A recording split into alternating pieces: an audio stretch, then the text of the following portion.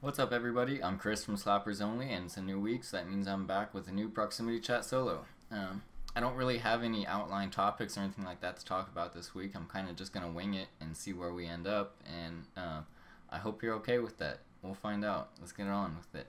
I do know that I want to start talking about Kickstarter, because just recently Project Phoenix wound up its successful Kickstarter run.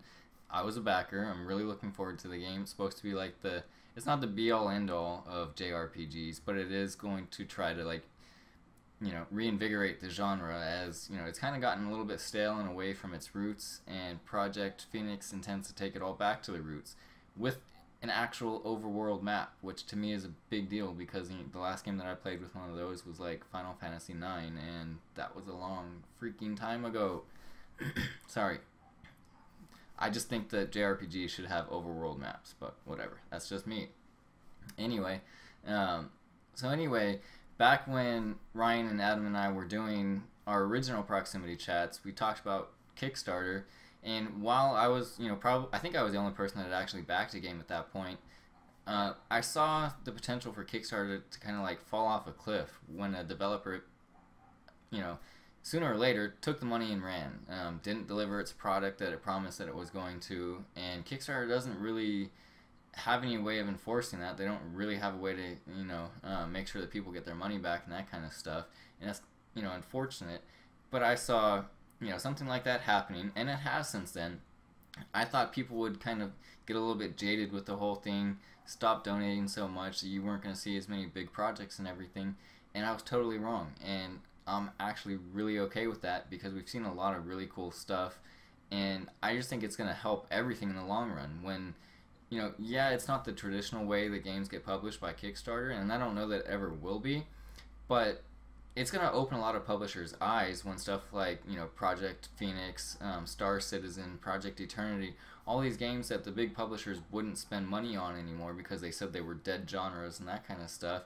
Well, they're all getting millions and millions of dollars, and it's all going straight to the developers. And I think publishers are sooner or later going to take notice. It hasn't quite happened yet, but I think with all these like uber successful Kickstarter projects, sooner or later we are going to start seeing some more of the games that we want, and not necessarily the big titles that publishers are looking at. And like I said, Kickstarter is what we have to thank for that, at least right now. So I'm kind of eating my words, still backing projects, and I'm still looking for new projects to back. So if you see any, send them my way. I'll feature them either on the show or on the website. And like I said, it's really cool. I'm glad that I was proven wrong on that. So anyway, let's see, what else do we have? The games that I've been playing recently, I've been playing some Metro Last Light on the computer. It's a fun game. I mean, it's kind of like the first one. It runs a lot better than the first one, obviously. It's a little bit more streamlined, but it's a good story. It can be pretty intense, and it just flat out looks amazing. So if you like, single player first person shooters, I would highly recommend that. I'm going to have some videos of that for you guys pretty soon. Other than that, I do have Final Fantasy XIV, A Realm Reborn. It's a very cool game. I've put in a lot of time since it came out, like 2 weeks ago at this point. They had all the server issues at first, and that's all taken care of now, and now all you have to do is enjoy the game, and it is a very enjoyable game. There's a lot to do, there's a lot to see. It is by far the best looking MMO that I've personally played. It's incredibly fun, it's incredibly smooth. There's a lot of detail. It's not anywhere near as hardcore as Final Fantasy XI was back when it launched back in 2000 and 2004? I don't know. It was a while ago. Final Fantasy XI was brutal, it was unforgiving, and it took me 5 years to get a character to the level cap, which was 75 at the time.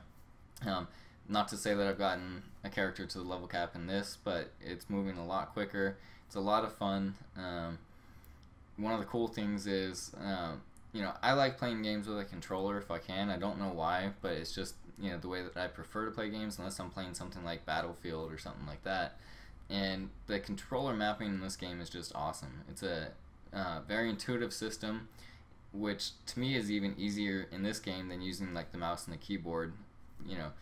It the way they did this, the way they implemented it, the menus are really easy to navigate. It's really easy to do everything you want to do. And I mean, you have your keyboard sitting right on the desk in front of you for typing and that kind of stuff. So it works really well. And I mean, it's not the best thing in the game. Come on, it's a controller scheme, but it's a really cool option for people that like to play that way, like me, you know.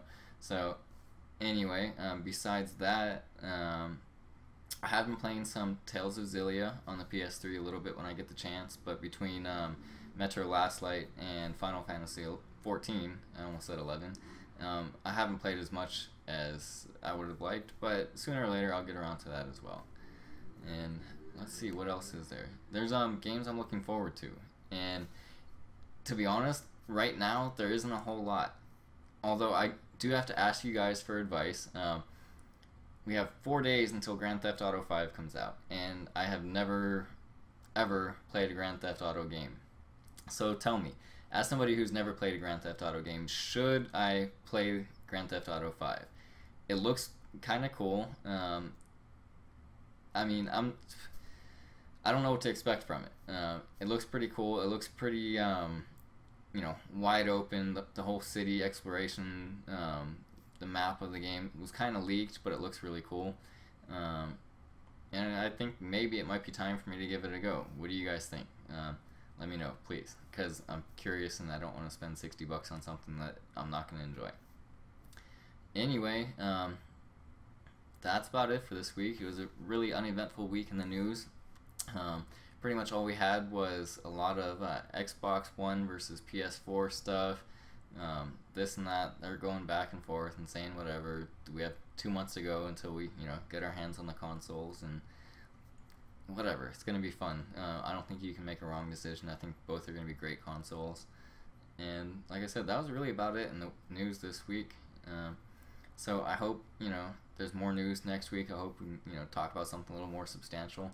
But anyway, as always, I hope you guys enjoyed the show. Let me know about Grand Theft Auto 5, what you guys think. And let me know about your Kickstarter experiences. Have you had any good experiences? Have you got to play a game that you backed or anything like that?